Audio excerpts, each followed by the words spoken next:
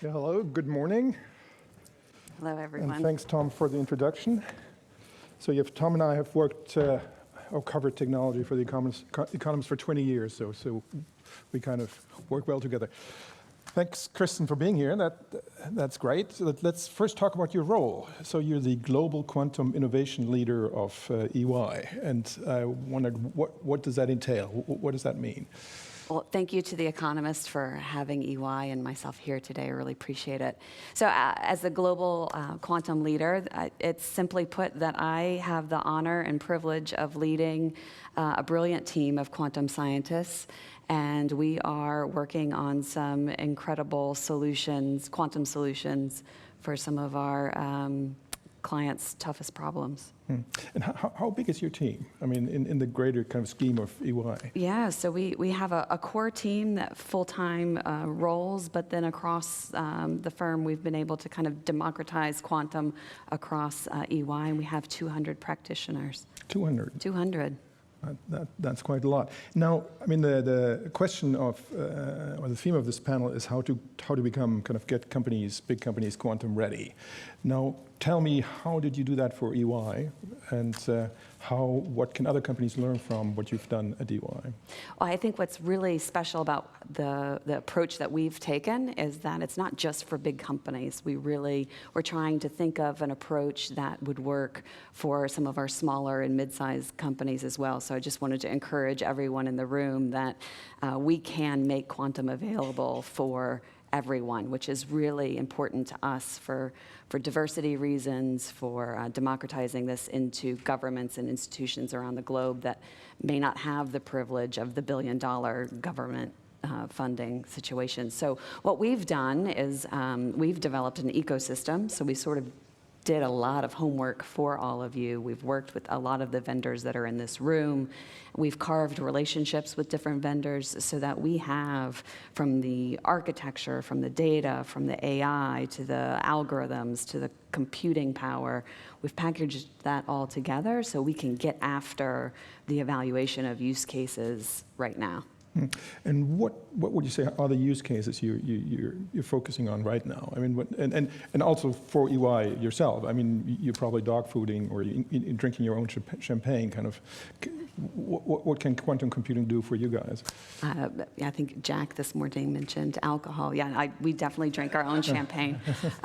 We have quantum sensing, which is really, really exciting, and we also have the quantum computing, which a lot of our colleagues here today will talk about. So I think at the previous Economist event, I shared with everyone that we're doing what everyone would expect us to be doing. So we are working on portfolio optimization, we're working on demand forecasting, we're working on fraud detection. But some of the fun things that you perhaps wouldn't expect us to be doing is we've developed an algorithm for DNA sequencing, which is absolutely fascinating. We're going to be publishing that really, really soon. We worked with Jack and his team on drug discovery with the protein folding that he was talking about, using both quantum physics and deep learning techniques. So cool. We've been all over the board. And what do you tell customers, what do you tell big companies how to approach this? And I mean, there's lots of buzzy tech words. There was the metaverse, there was crypto, and now we have generative AI, and there's quantum. Kind of how do you, what do you tell them how to prepare for this kind of probably future wave still? So the good news is that quantum is here. It's tangible. It's something that we can explore and do together now, particularly in the quantum sensing field. We're able to see real benefits from the quantum navigation. We're able to see benefits from using quantum sensing with diamonds to evaluate corrosion for oil and gas and mining industries, and also battery chemistry and evaluations of those sort of things. But really, the exciting bit for companies that we really are trying to press on is both the offense and the defense side of things. So we really want companies to start exploring quantum, develop that muscle memory of what it is to interact with which part of this use case is quantum related versus AI, how much of this needs to be folded together, which building blocks sequentially, the order of how you go about it. But really, we want companies to have this muscle memory of how to engage with quantum and bring a lot of diverse expertise together in one room. And how do you do that institutionally? I mean, how big the teams have to be? Kind of, where do you put the teams? Kind of, who do they report to? I mean, what do you need to do? I mean, each company is different, but I mean, what would you suggest? What's kind of the ideal setup for being prepared? I think that you can partner with firms like ours. You can partner with firms like the government. UK was speaking this morning about their initiatives that they have. So there's different ecosystems that you can be a part of that have taken care of a lot of that legwork. But you don't need a large team. EY has 200 practitioners across the globe that can help others scale. But I don't want that to be fearful or sound like a blocker that you all have to have teams of 200. We see companies having teams of 3 or 4 practitioners that are doing remarkable work in this space. So it doesn't have to be 200. Okay. And can you? I mean, I know you're not allowed to talk about customers, but can you give me kind of 2 typical examples of what companies have done? I mean, both in terms of kind of tech and also organization.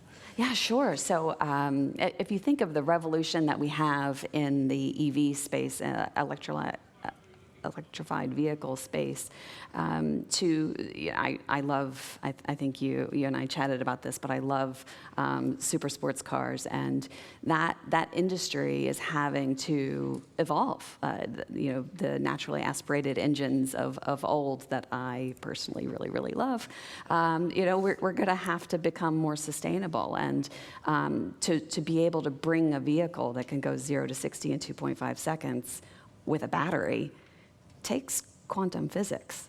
And so one of our customers, we're evaluating and helping them break apart the chemistry of a battery, and 1% increase in value or efficiency is all it takes. So we're able to use combinatorial mathematics with quantum annealers and really find some benefit for our client. I mean, usually, what do you tell companies? Should they buy their own quantum computer? Or probably not. I mean, that doesn't even exist yet. But I mean, what do you tell them about getting access to that computing power? Go to IBM, go to Rigetti? We have a partnership with IBM, as many of you in this room do, and there's companies like StrangeWorks, we don't have a partnership with, but there's a lot of different companies that are democratizing access. So there are a lot of different ways that you can interact with different quantum machines. Cool. Let's talk a bit about some other stuff. I mean, everybody's these days it's ChatGPT, it's GPT-4, it's OpenAI, generative AI. Kind of how do you think quantum and AI together? Kind of how are they related? Are they still orthogonal, or do we need quantum computers really to make progress with AI? What's your take? Yeah, so very, very consistent with what some of the speakers have said already today. This is going to be a world where we live in AI and quantum together. And just as we're saying quantum's not going to solve all of our problems, AI's not going to solve all of our problems, but we can leverage and harness the best we can start solving some of these really, really hard problems with the 2 things together. And in fact, the benefits that we're seeing in leveraging the 2 together, I think we've all been very, very careful with words that we choose to use so that we don't overhype the situation. But I think with the progress that we're making exponentially with AI, and with some of the progress we're making with quantum, I think in the next 10 years, we're going to some people were guessing 20 years even just a year ago, but I'm thinking 10 years or less is going to be our new time horizon that we're shooting towards. But the the algorithms that we use, we can have these little call-outs and these jumps to a quantum machine, whether that's the classical gate-based system or if it's an annealer system. But it doesn't have to be the entire algorithm that goes to a quantum computer. You can break it up into subdivided units. And this isn't anything novel. Colleagues already today have talked about that. But how to do that and when to do it is the expertise that we all need to be working on collaboratively. And that is where we're seeing the lift. And so we need it both together. We really need the deep learning and the AI coupled with the quantum capabilities together.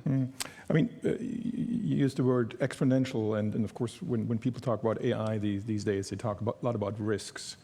What's your take on that? Are you in any way worried? Because, I mean, I'm not very technical when it comes to quantum computers, but I imagine, combining something like ChatGPT and a real quantum computing may be perhaps a dangerous mix. I don't know. What's your thinking? So I think a measured approach to everything is appropriate. And so whenever you have extreme benefits to technology, you also have extreme threat, unfortunately. So the threat actors in this world will always be evaluating the technology, as are the good stewards. So we saw that with biochemistry. I think that is going to be a very serious national risk, both to the UK, government here, but governments across the world. So as that compute power increases and as we're able to make positive difference in drug discovery and other material science, of course you're going to have threat actors who are going to be doing the same in negative ways. You also have the real risk of the decrypt or hack now, decrypt later. It is a threat. Eric Schmidt very publicly last week was saying he believes in the next 10 years that everything that's been hacked is going to be able to be decrypted in a 10-year horizon. So that was sort of progressed forward from what I had heard him even say a year ago. So I think a lot of us in this space, because of what we're practicing ourselves and what we're experimenting with in our own labs, we're realizing the progress that we're making today, that time horizon and that trajectory is just getting smaller. So we really are encouraging all of our clients to really consider quantum because it's inevitable, it's coming, so we want you to start building that muscle memory. Great. Now, in a recent piece in Fortune, you wrote that when you got your PhD, you were the only female woman in your faculty or at the university. And I mean, of course, tech is still a very male kind of domain, but it seems to be in quantum computing even more so. Is that correct? And how can we change this? You know, I'm really proud of the work and the initiatives that we're doing with diversity, and diversity is of all sorts. So at EY, we have a center of excellence, a neuroscience center of excellence, and we have partnered with them for the neurodiversity to bring 12 into our quantum hub and get them trained and certified in quantum. We also believe in diversity of thought, so we need the journalists to be quantum savvy, and we need the ethicists. So Mira from EY, who you're going to hear from later, is bringing ethics into quantum. These lessons that we learned from AI, of not having the diversity in AI, not bringing ethics in at the beginning. We're trying to do that now at EY in our global lab. So I'm really proud of that. So yes, I was the only female PhD student in my program. But fast forwarding, I felt like more punishment. So I did a postgraduate with Oxford and in AI. And our class was 50-50. So I'm really, really proud of the progress that the industry is making. I meet so many women in quantum now. There's a lot of incredible talent in this space. So I'm hopeful that we keep pressing the conversation and finding ways to include that I'm hopeful. Great. Thank you very much. We're out of time. Kirsten, thanks for coming. Thank you so much. It was a pleasure. See you soon. Thanks, everybody.